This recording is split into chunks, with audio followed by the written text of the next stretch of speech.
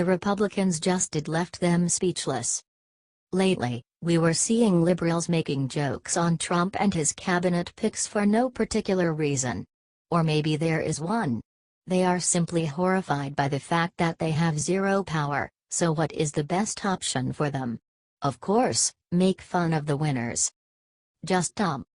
On top of that, Trump is literally struggling to get cabinet members to sign.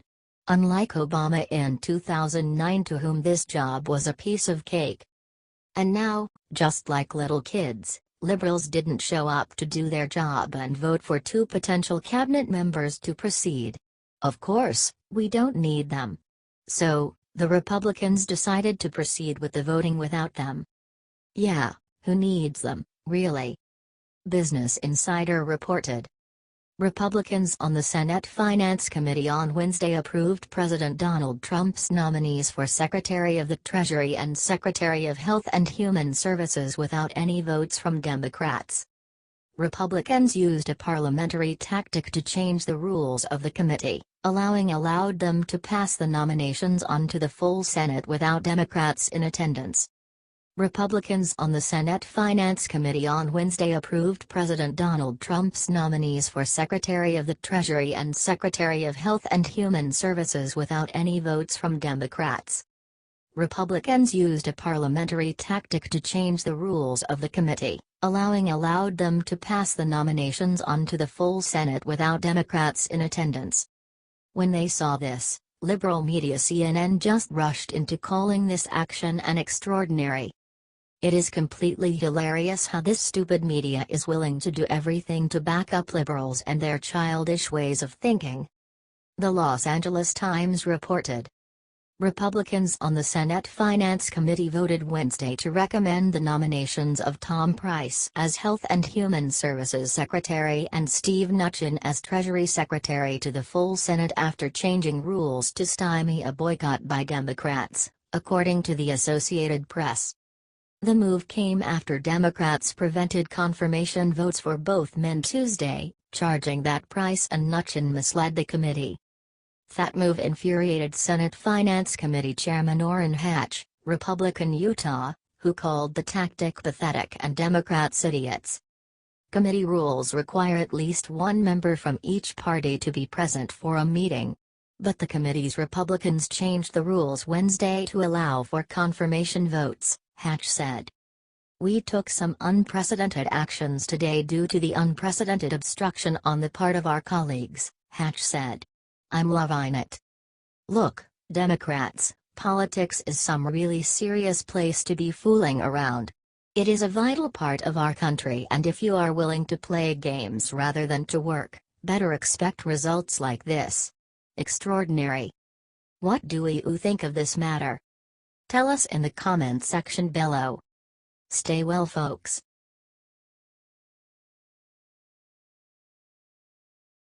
Melania did something incredible on the inauguration day. Now we know what was all about. Several days passed since Trump's inauguration, and still, those who watched it were left speechless by the beautiful and glamorous Melania Trump. She made a little reminder how it feels to finally have a proper First Lady. As for her first major act as a First Lady, Melania Trump disappeared from her husband's inauguration and went straight back to New York to be with her son Barron, who is still attending school. However, this action was taken by the mainstream liberal media, twisted and served cold to the dumb liberals to make some noise. Let me break this one for you. There is absolutely nothing mystical about Melania's disappearance, as she is just a regular mother who loves her child far more than the new powerful position. Still, mainstream media hates it. I don't know why, but they simply hate. Liberal political scientist Laura Wright shared her complaints about this matter. There's a public expectation for communication, and she's not providing it.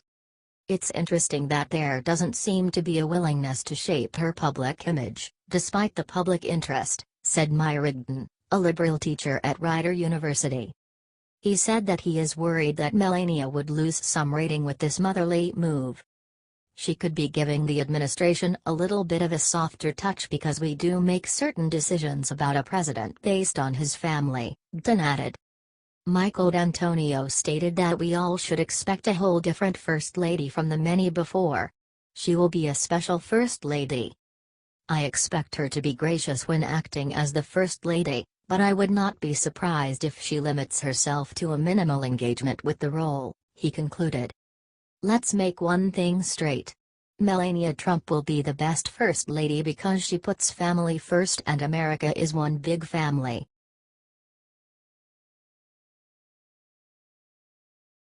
Watch Ashton Kutcher trying to gain political points on Screen Actors Guild Awards by attacking Trump.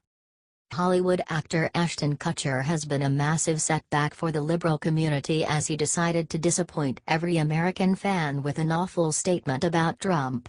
By far, he was a decent fellow, living a quiet family life.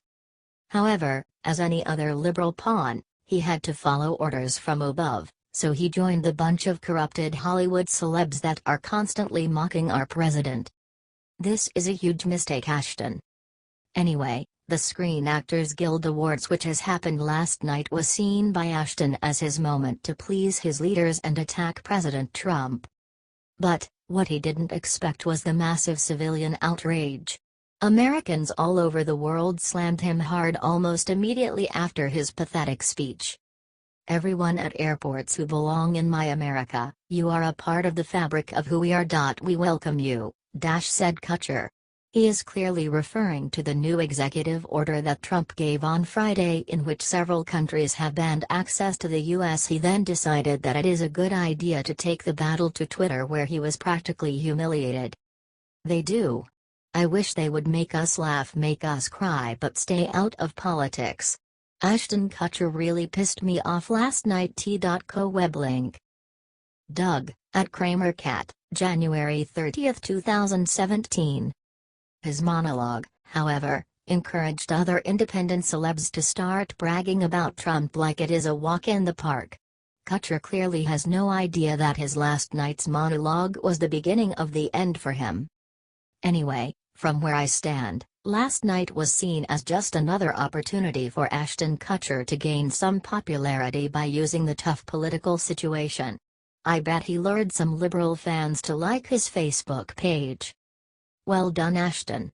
You are a disgrace to America.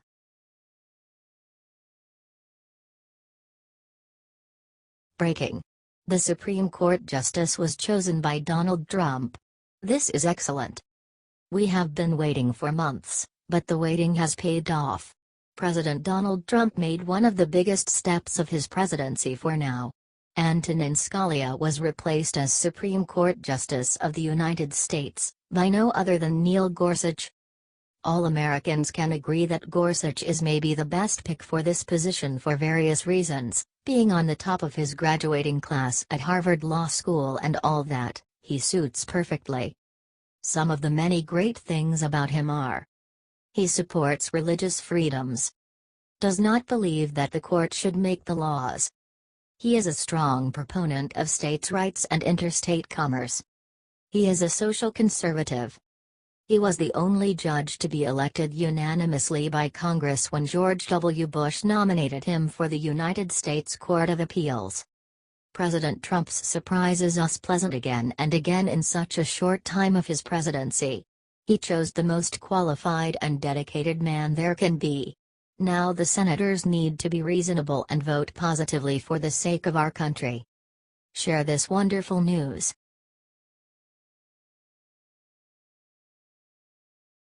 Hollywood icon Clint Eastwood reveals the real values of the American society. We all know most celebrities choose a side in U.S. politics. Hollywood legend, actor and director Clint Eastwood is no exception. He, and the majority of Americans, as the presidential results show, are sick and tired of all this political correctness, endorsing Donald Trump and saying this is a kiss-ass generation with no guts, with people all over accusing other people of being racist. He reminisces on the time he was growing up, saying that stuff like these nowadays did not exist. Clint Eastwood points that even his associate said that the script for his film Gran Torino was so good but it was not politically correct. Clint returned the other morning angry, saying, "We're starting this immediately." Eastwood endorses Trump because he speaks what's on his mind, and that's what makes a politician honest and gives him the trust of the people. He is not unknown to politics, as he is known to support conservative ideology and also has his own views of how America should look like. He says, "I say get to work and start being more understanding of everybody, instead of calling everybody names, start being more understanding. But get in there and get it done. Kick ass and take names. Don't spend what you don't have. That is why we're in the position we are now. That's why people say, why should I work when I can get something for nothing, maybe." Eastwood political views totally differ by the majority of his colleagues in Hollywood that mostly contains progressive liberals. Thank God we have him. Share if you support the Hollywood icon.